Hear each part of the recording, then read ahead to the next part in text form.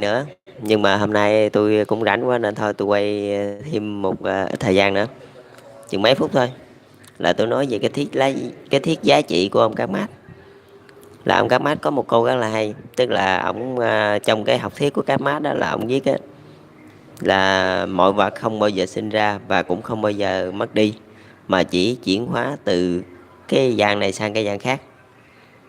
Đó, mà ví như chúng ta đốt một tờ tiền 1 đô đi, chúng ta đốt đi thì nó cháy, nó chuyển từ một tờ tiền mà một tờ giấy đó mà nó chuyển qua cho than, là nó vẫn còn đó chứ nó không mất.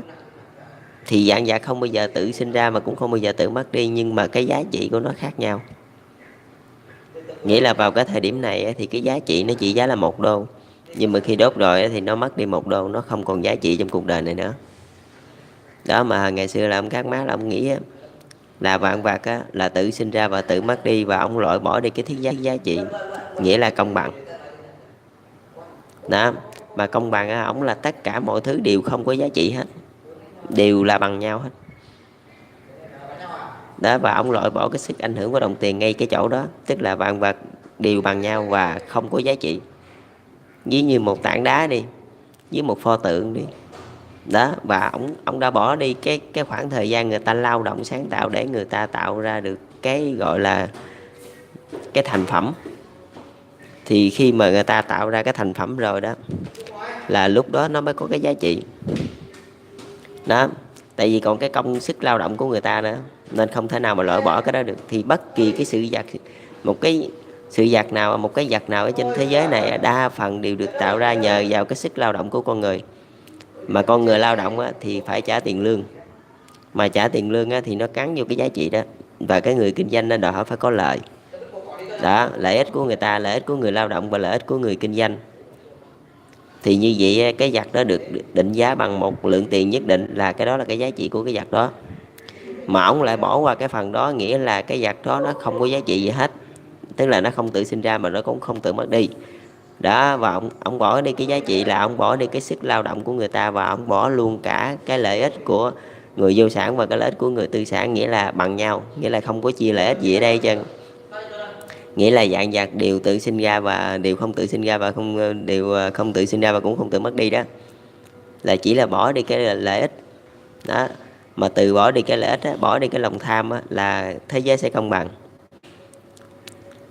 Nhưng mà là nếu mà bỏ đi lợi ích, bỏ đi lòng tham, chỉ có những cái bậc gọi là vĩ nhân đồ ta mới bỏ được thôi, chứ còn những cái người mà bình thường thì làm sao mà người ta bỏ được. Như bây giờ người ta đẽo một cục đá ra, một pho tượng thôi, mà kêu người ta đem tặng cho một người khác thôi, thì cái đó cũng có cái trường hợp như vậy, nhưng mà rất là hiếm. Vì khi nào thân thiết với lắm người ta mới tặng, hoặc là vì cái mục đích gì đó. Còn đa phần người ta đem đi bán. Mà nếu mà xét về trường phái kinh doanh để người ta làm ra một cái thành phẩm thì làm sao người ta đem đi cho hết, rồi cái doanh nghiệp người ta sống bằng cái gì. Đó là vì sao sau này ông mới hình thành những cái hợp tác xã đó. Những cái hợp tác xã là cào bằng đó, là ở đó họ chia đồng đều với nhau, họ không phân chia công sức lao động.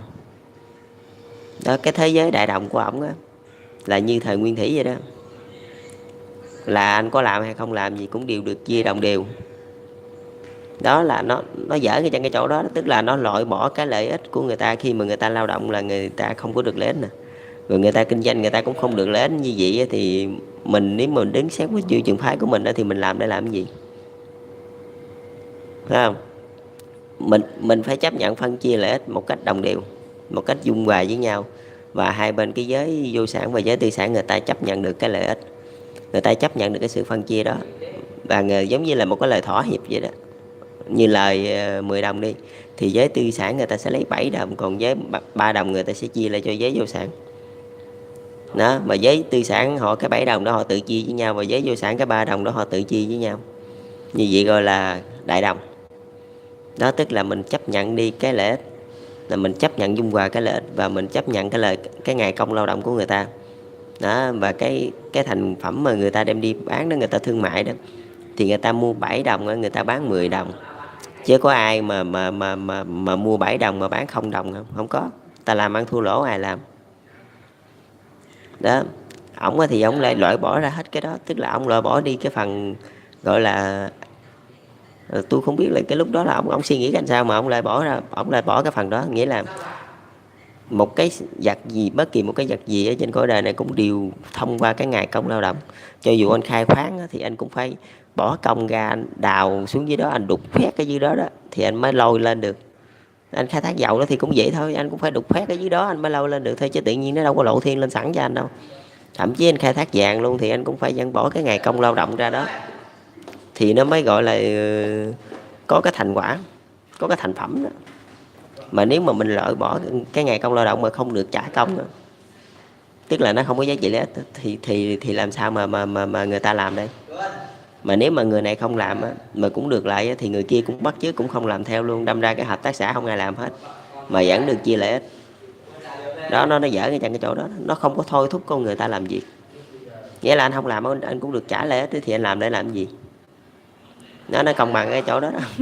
Nó công bằng quá rồi đâm ra là nó mất đi cái động lực phấn đấu. Mà cái cuộc đời này nó luôn cần một cái động lực để mà tiến về phía trước. Chứ nếu mà không có động lực thì mọi người cứ ra đó rồi đâu có chịu phấn đấu, đâu có chịu mà tiến lên đâu. Đâu có nghiên cứu sáng tạo gì đâu, cứ vậy là được rồi. Nghiên cứu sáng tạo làm gì nữa, mơ cũng được chia lợi ích đầy đủ. Đó, cái học thuyết giá trị của ổng là tất cả mọi vật đều không có giá trị, và ổng không có công nhận cái ngày công lao động của người ta. Và ổng không có công nhận cái sự thương phẩm là người ta mua đi bán lại là người ta phải có lời. Cái đó là cái quy luật hiển nhiên. Chứ mua 7 đồng không lẽ bán 0 đồng, ai mà mua để là ai mà mua bán gì nữa, người ta dẹp hết trơn đi chứ mua bán để làm gì nữa.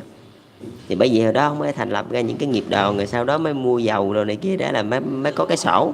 Chứ đó không phải là mua mà gọi là cấp phát, nhà nước bao cấp, người ta cấp phát hết trơn. Đó là nhà nước thâu tóm. Còn đối với tôi là nhà nước làm cùng nhân dân, tức là nhân dân làm, nhà tư bản làm, vô sản làm, nhà nước cũng làm chung. Tức là nhà nước và nhân dân cùng làm, nhà nước và nhà đầu tư cùng làm. Chứ ở đây không có bao cấp, không có cấp phát gì hết. Từ khi mà nhà nước có tiền thì nhà nước mới đỡ lên những cái người vô sản, thì tôi đã nói hồi trước rồi đó. Thì học thuyết giá trị của tôi đơn giản thôi là tôi công nhận cái ngày công lao động của người ta. Tôi công nhận khi mà anh làm một cái thương phẩm, anh mà làm thương gia đó, là anh mua đi bán lại là anh phải có lời. Cái đó là cái quy luật hiển nhiên, là không có cấm đấu được. Cái đó làm sao cấm được. Cái đó mình cấm thì mình chẳng khác gì nào là độc tài.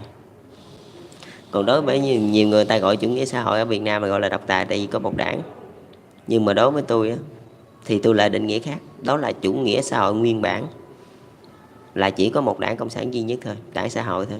Nhưng mà vẫn có giới tư sản nha, chứ không phải không có đâu nha. Giới tư sản biến thể từ những người vô sản họ đi lên tư sản.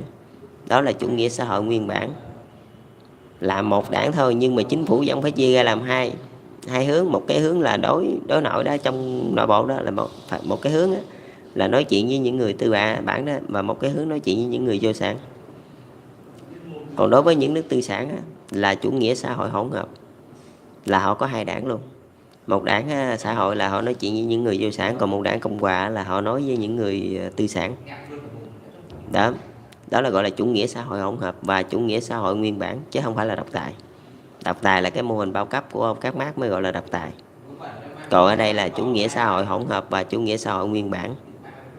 Đó là nó là nguyên chất luôn, nó đậm chất chủ nghĩa xã hội luôn. Là như Việt Nam đó gọi là chủ nghĩa xã hội nguyên bản. Còn như nước Đức hiện tại đó là đảng xã hội và đảng Cơ đốc giáo của thủ tướng của Emmanuel Macron đó, là cái đó gọi là chủ nghĩa xã hội hỗn hợp. Rồi thì tôi chỉ nói đơn giản về cái học thuyết giá trị vậy thôi, là tôi khắc phục được cái nhược điểm của ông Karl Marx. Chỉ vậy thôi. Rồi các anh chị cứ nghiên cứu. Chúc các anh chị thành công. Rồi ngày mai tôi sẽ nói tới những vấn đề khác. Thì giờ tôi cũng chưa nghĩ ra nữa, để mới đi tính. Mới đi rồi tôi suy nghĩ ra đi rồi tôi nói tiếp. Chào các anh chị.